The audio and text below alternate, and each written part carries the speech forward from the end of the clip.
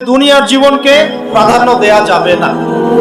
ওয়ামা হাদিহিল হায়াতুদ দুনিয়া ইল্লা মাতাউল গুরুর, সম্পূর্ণ মরীচিকা। মরীচিকা দেখেছেন? দুনিয়ার জীবন যে কি জিনিস, যারা আল্লাহর পথে পরীক্ষার সম্মুখীন হয়েছে ওরা জানে। মানে কিচ্ছু না, মানে মুহূর্তে আল্লাহ পাক ইহকাল পরকালের ফয়সালা করে ফেলবে। আমরাও বুঝবো, এটা আমরা বুঝবো না এমন নয়। ইয়াং ছেলে রাস্তায় যাচ্ছে, বাইক নিয়ে খুব দাবরানি দিচ্ছে, আছে না? হঠাৎ অ্যাক্সিডেন্ট, ডেড, স্পট ডেড। এটা দুনিয়ার জীবনটা। সারা জীবন দুনিয়ার পিছনে ছুটেছে, শেষ বয়সে হতাশ, কিছুই পেলাম না। পাবে না, কারণ আল্লাহর পথে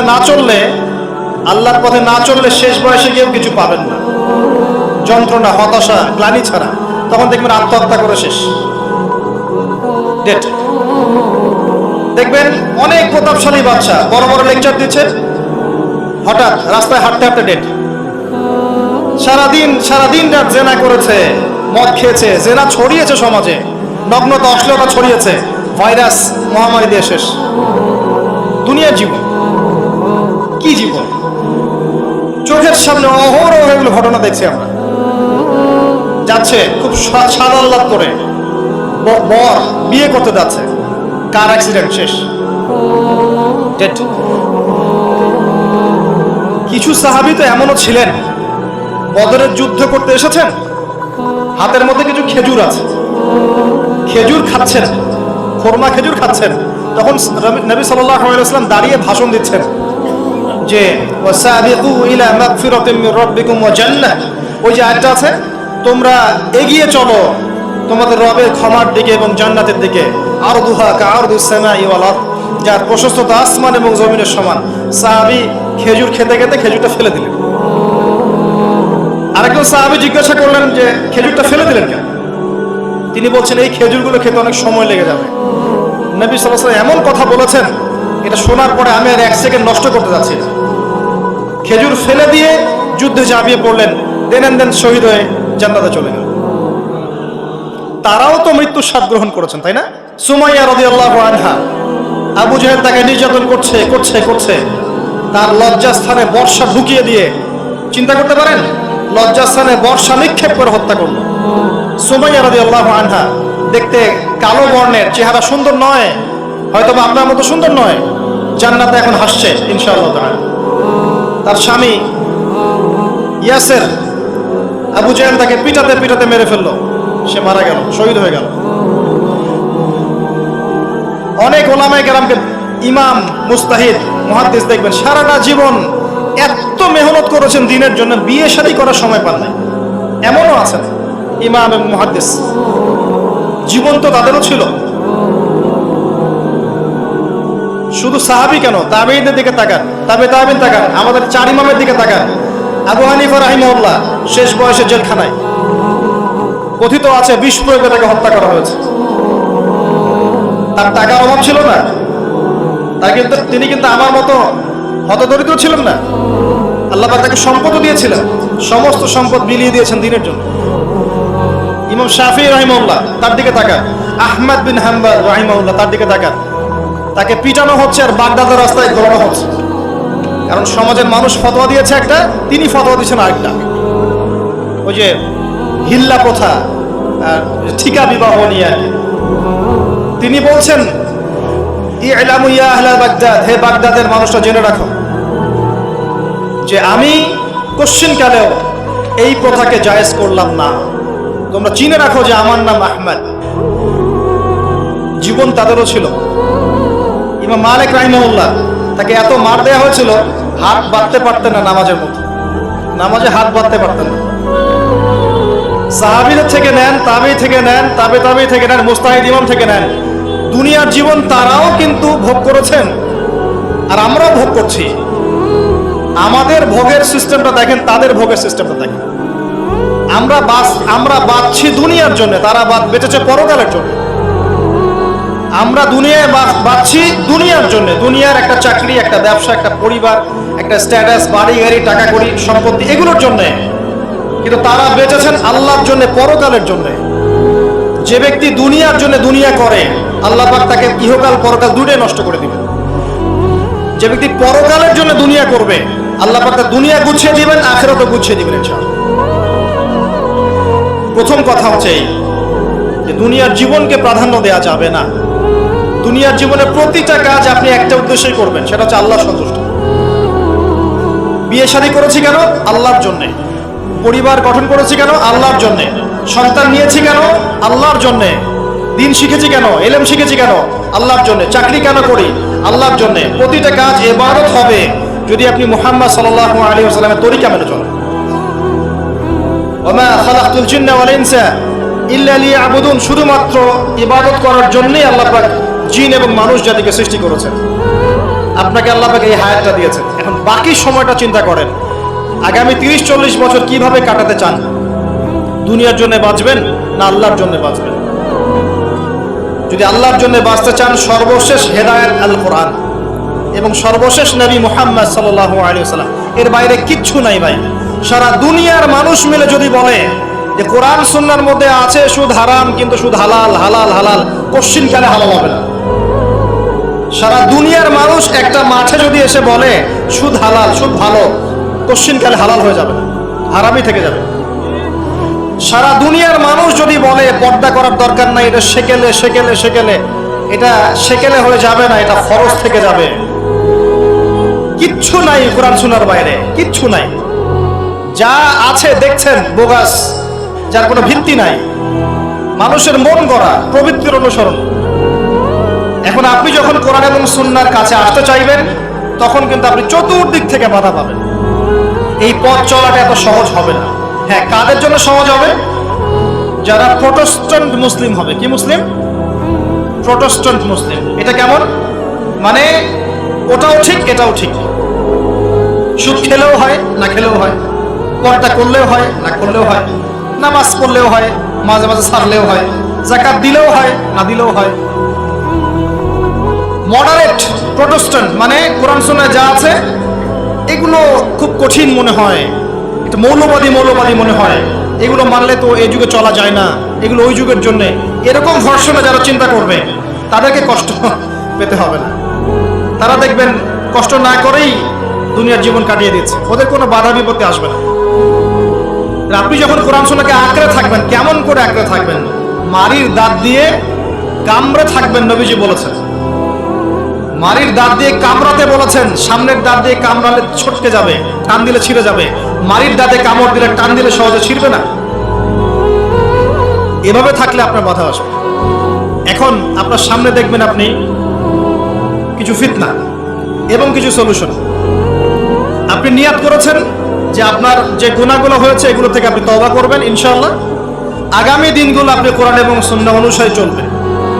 এই কথা শুধু একমত আছেন তো? এখন চলতে গিয়ে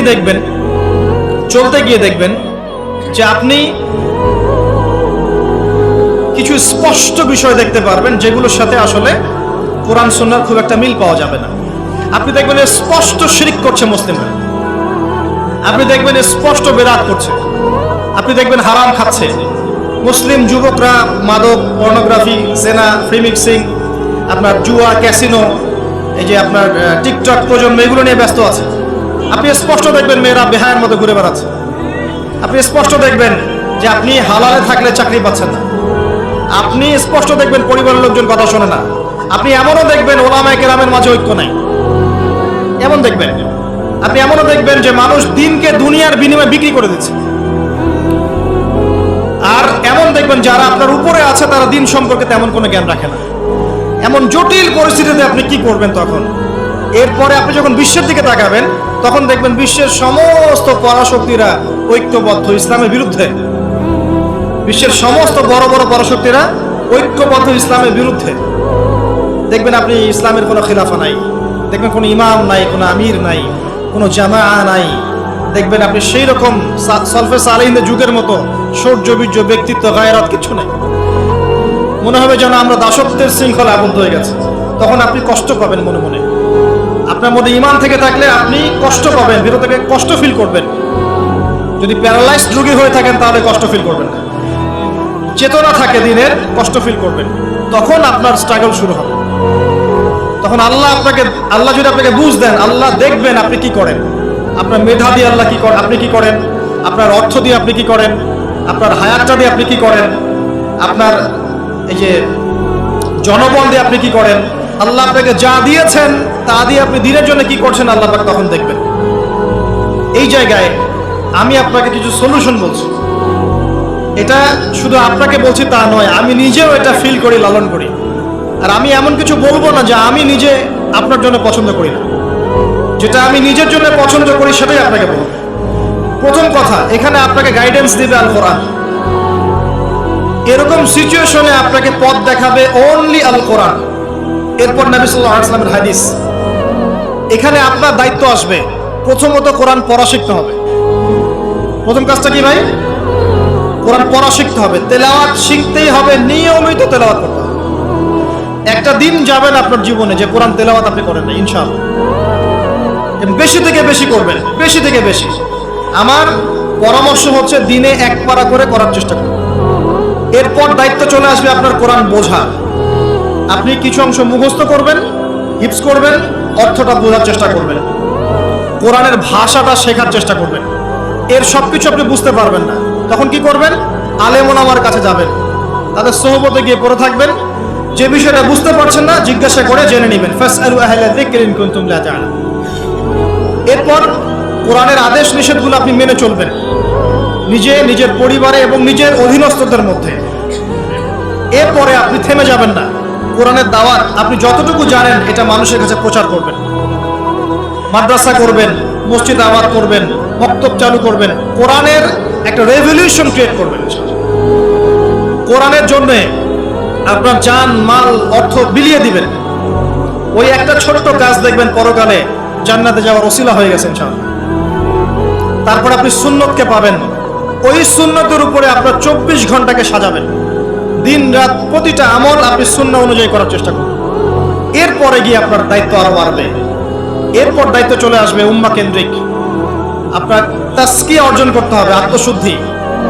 আত্মশুদ্ধি অর্জন করতে হলে সবসময় পরকালের ফিকির করতে হয়, মৌতের স্মরণ করতে হয়, বেশি বেশি কোরআন তেলাওয়াত করতে হয়, এতিমের মাথায় হাত বোলাতে হয়, আপনার সাদাকা বেশি বেশি করতে হয়, মাঝে মাঝে রোজা রাখতে হয়।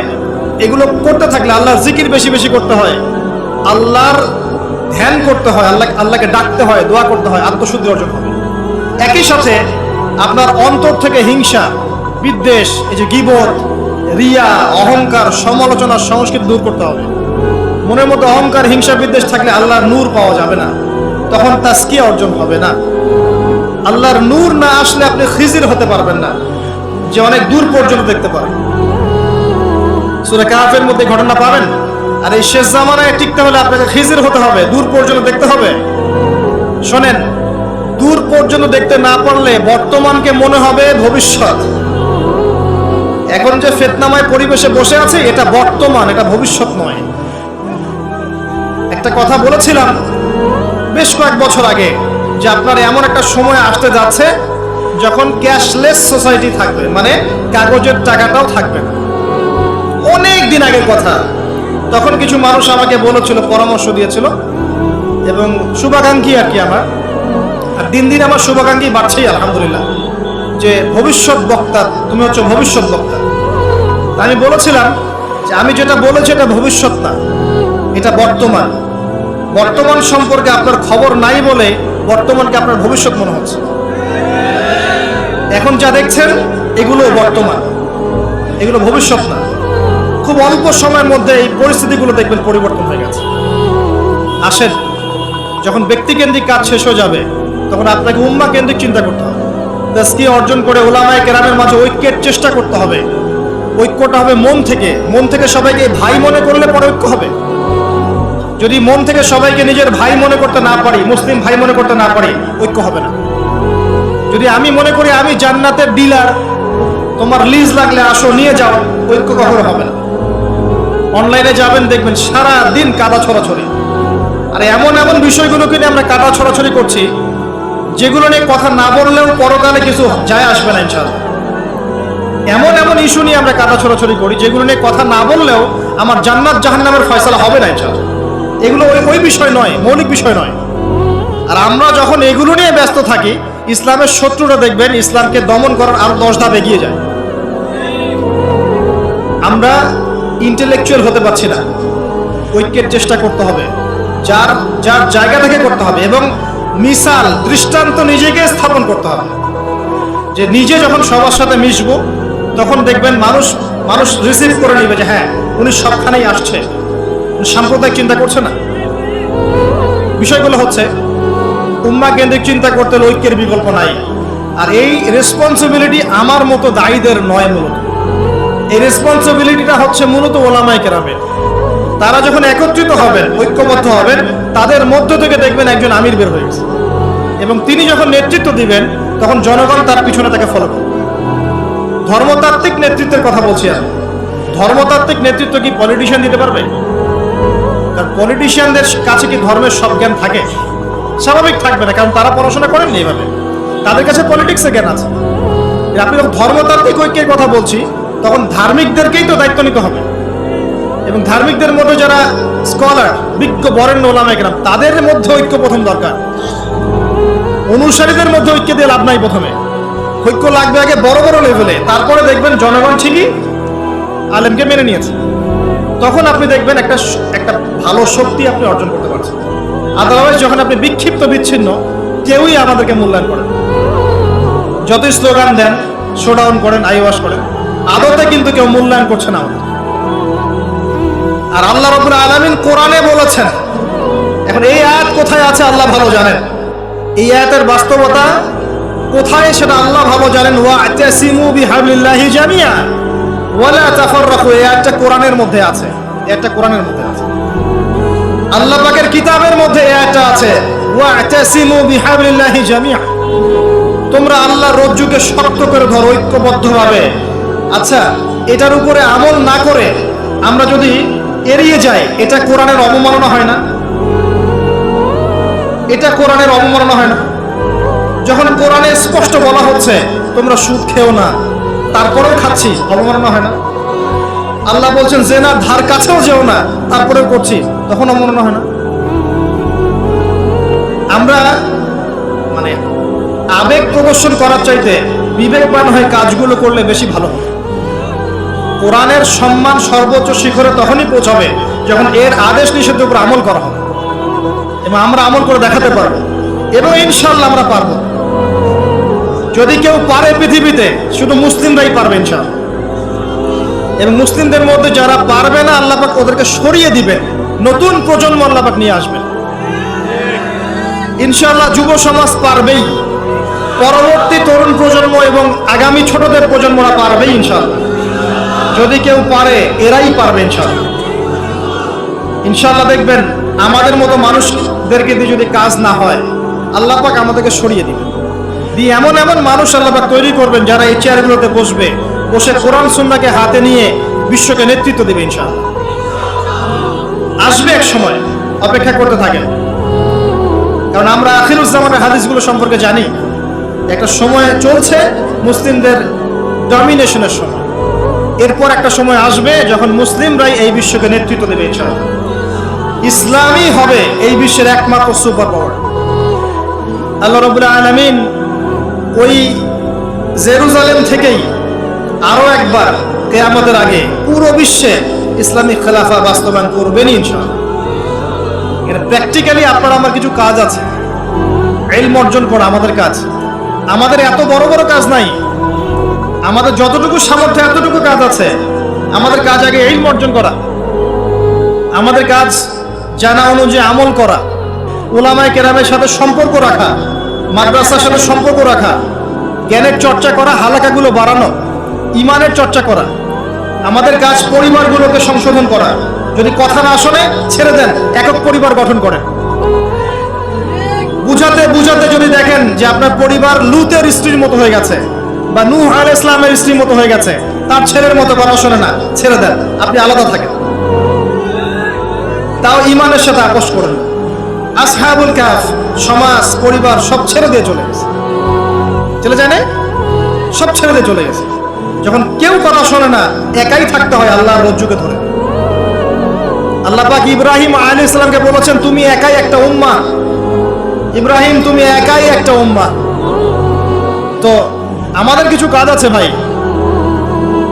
ইমানের চর্চা করা, ইলম অর্জন করা, ওলামায়ে কেরামের সোহবতে যাওয়া, তাজকিয়া, আত্মশুদ্ধি অর্জন করা, অন্তরে আল্লাহর নূর পাওয়ার চেষ্টা করা, বেশি থেকে বেশি ইবাদত করতে থাকা, সময়কে মূল্যায়ন করা, জীবনটা গুছিয়ে নেওয়া। কারণ আমি এখানে থাকতে আসিনি, আপনি এখানে থাকতে আসেনি। আজকে থেকে 50 বছর পরে, 100 বছর পরে এখানকার একটা মানুষও বেঁচে থাকবে না। এখানে আমরা বসে আছি যারা, কেউ থাকবে না, এই বিশ্বের কোনো নেতা থাকবে না। আজকে থেকে 100 বছর পরে এই ন্যাটো, জাতিসংঘ, হাবিজাবি কিচ্ছু থাকবে না। আপনি বিশ্বের যত পরাশক্তি দেখছেন এগুলো কিচ্ছু থাকবে না। এই পৃথিবীর যে মানুষগুলো এখন বেঁচে আছে 100 বছর পরে কেউ থাকবে না। এখন মনে হচ্ছে এরাই সব, এগুলো সব না। 100 বছর, জাস্ট 100 বছর। আরে কিয়ামতের মাঠই তো হবে 50,000 বছর। কিয়ামতের মাঠ কত বছর? এই তুলনায় 100 বছর কিছু সময়? আল্লাহর কাছে 100 বছর কোনো সময় না। 100 বছর পর কিচ্ছু থাকবে না, কোনো আমি আপনি কেউ না, কেউ থাকবো না। তো এই দুনিয়ার জীবনটাকে মূল্যায়ন করেন, গুছিয়ে নেন। আপনি জীবনের প্ল্যান করেন, আগামী 5 বছর আপনি কি করতে চাচ্ছেন, কতটুকু করতে চান, কি সনদ অর্জন করতে চান, কোন কোন বই আপনার পড়া হয়নি। আগামী 5 বছরের মধ্যে আপনার একটা ভালো জব দরকার, কি জব করবেন আপনি, যেটা করলে আপনি হালাল খেতে পারবেন। কত বছর আপনি বিয়ে করতে যাচ্ছেন এবং বিয়ের পর আপনি কিভাবে সন্তান প্রতিপালন করবেন। যখন আপনার বয়স 50 হবে তখন আপনার ছেলের বয়স কত হতে পারে, প্ল্যান করতে হয় জীবন সম্পর্কে। এবং আমি সেভ করব সম্পত্তি ভবিষ্যতের জন্য, কিসে সেভ করব? আমি এমন সম্পত্তি যদি সেভ করি, জমাই, যেটার মূল্য সামনে গিয়ে কমে যাবে, তাহলে আমি ঠকবো। যদি আমি এমন সম্পত্তিতে সেভ করি যেগুলোর মূল্য বাড়বে, আমি জিতবো। জীবনকে নিয়ে প্ল্যান করতে হয়। এবং এই সময়টুকুতে আমি দিনের জন্য কি করতে চাই, দিনের জন্য আমি কতটুকু করতে চাই। আমার দ্বারা কি একটা মসজিদ করা সম্ভব না? আমার দ্বারা কি একটা মাদ্রাসা করা সম্ভব না? আমি কি একটা এতিম প্রকল্প করতে পারি না? আমি কি একটা বিধবাদের প্রজেক্ট করতে পারি না? আমি কি একটা মা বোনদেরকে নিয়ে সেলাই মেশিনের কোনো প্রজেক্ট করতে পারি না? আমি কি মানব সেবামূলক কিছু কাজ করতে পারি না? ছোট্ট একটা সামাজিক সংগঠন করতে পারি না? কিছু একটা তো করতে পারি আমি। আল্লাহ পাক কি আমাকে কোনো প্রতিভা দেন নাই? আল্লাহ পাক কি আমাদেরকে কোনো প্রতিভা দেন নাই? একজন আলেম হয়ে আমি কি 100-200 ছাত্র বের করতে পারি না? একটা বড় এমন একটা প্রতিষ্ঠান কি করতে পারি না যেখান থেকে বছরে বছরে মাশাআল্লাহ বিশ্ব বরেণ্য আলেমরা বের হবে? পারি না? কিছু তো পারি। আল্লাহ পাক কিছু তো শক্তি আমাকে দিয়েছেন। আল্লাহ পাক তো বলেননি আমাকে এখন অস্ত্র নিয়ে নামো মাঠে, বলেছেন? আমার তো পরিবেশই নাই। বাংলাদেশের মানুষ 90% মুসলিম বলছি আমরা, দেখবেন 80% নামাজ পড়ে না, দেখবেন 80% কোরআন পড়তে জানে না, যাকাত দেয় না, পর্দা করছে না, যুব সমাজের জীবনের উদ্দেশ্য ঠিক নাই, সারা দিন রাত অপসংস্কৃতি নিয়ে পড়ে আছে। এখন বেসিক কাজগুলো না করে কি আপনি বড় রেজাল্ট পাবেন? কখনো না। এই বেসিক কাজগুলো আমরা করতে পারি। এবং সবচেয়ে বড় একটা কাজ হচ্ছে আমাদের জায়গা থেকে উম্মার মাঝে ফাটল সৃষ্টি না করে ইউনাইটেড করার চেষ্টা করা যায়। আর আমাদের পরবর্তী প্রজন্ম, স্পেশালি এই তরুণদের প্রজন্ম, তরুণীদের আর আমাদের পরের ছেলে মেয়ে যারা আসবে, সোনামণি, এদেরকে আপনি আগামী বিশ্বের জন্য তৈরি করেন। এটা বড় চ্যালেঞ্জ। বড় বড় আলেম তৈরি করেন। দেখেন দিন দিন আলেমদের সংখ্যা কমে যাচ্ছে। আমার মতো নগণ্য মানুষকে যখন এই চেয়ারে বসে কথা বলতে হয়, তখন তো আমি বুঝতে পারছি যে আলেমের সংখ্যা আজকে কি অবস্থা। আমি তো আলেম নই, কথা বলতে হচ্ছে। কিছু মানুষ আমার কথা শুনছে, তার মানে বুঝতে পারছি আলেমদের সংখ্যা কত কম। বড় বড় ওয়ার্ল্ড রিনাউন্ড আলেম তৈরি করতে হবে। ইমাম বুখারীর মতো, আবু হানিফা রাহিমাহুল্লাহর মতো, আহমদ বিন হাম্বলের মতো কে তৈরি করবে? এটা কি আমার পক্ষে করা সম্ভব? একার পক্ষে করা সম্ভব? নিঃসন্দেহে একটা কমিউনিটি দরকার। সবার মাঝে দিনের ফিকির তৈরি করতে হবে যে আমার সবচেয়ে ইম্পর্টেন্ট জিনিস এই পৃথিবীতে আমার দিন, আল্লাহর দিন। এর চেয়ে ইম্পর্টেন্ট কিছু নাই আমার জন্য। সবকিছু পরে, দিন আগে। দিনকে এগিয়ে নিতে হবে, আমাকে চ্যালেঞ্জ গ্রহণ করতে হবে। এরকম চিন্তা ফিকির লালন করলে পরেই তো রেজাল্ট আসবে, নাহলে তো আসবে না। দেখেন আমরা, আমাদের মতো মানুষ যারা আছে, এরা একটা জাতিকে নেতৃত্ব দিতে পারবে না। তো প্রবলেমসগুলো ধরিয়ে দিতে পারে হয়তো, সর্বোচ্চ সলিউশনে কিছু পথ বলতে পারে।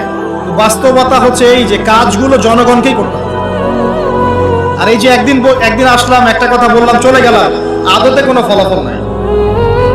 একদিন আসলাম, একটা মাহফিল করলাম, যেভাবে আসছি এভাবে চলে গেলাম, আদতে কোনো ফলাফল হবে না। যদি হ্যাঁ এই কথাগুলো মানুষের মনের মধ্যে গেঁথে যায় এবং আগামীর পৃথিবীর জন্য তারা প্রস্তুতি গ্রহণ করতে পারে, তখন গিয়ে কথা ফলবে। আসুন, আইওয়াশ, শোডাউন এবং আবেগী জাতি না হয়ে আমরা বিবেক দিয়ে চিন্তা করি, উম্মার অবস্থা চিন্তা করি, বৈশ্বিক অবস্থা চিন্তা করি, ভাবি। বারবার একটা কথা বলি আমি, একটা দেশের মধ্যে সরকার, প্রশাসন, জনগণ, আলেম ওলামা, যুবক শ্রেণী, মহিলারা, শিশুরা, এরা সবাই একটা দেহের মতো, একটা বডির মতো। এরা সবাই একে অপরের পরিপূরক, একে অপরের ভাই, সবাই মুসলিম। এখানে কেউ কারো শত্রু না। আমরা যদি একে অপরকে শত্রু মনে করে ভুল করব, তখন আমাদের শত্রুরা সুযোগ পেয়ে যাবে। আমরা সবাই একে অপরের পরিপূরক, সবাইকে নিয়ে, দেশকে নিয়ে, জাতিকে নিয়ে, উম্মাকে নিয়ে এগোতে হবে। আল্লাহ পাক আমাদের যুব সমাজকে বোঝার তৌফিক দান করুন, আমিন। মাহফিল অ্যাপ, একজন মুসলিম হিসেবে মাহফিল অ্যাপ ব্যবহার করা আমাদের ঈমানি দায়িত্ব।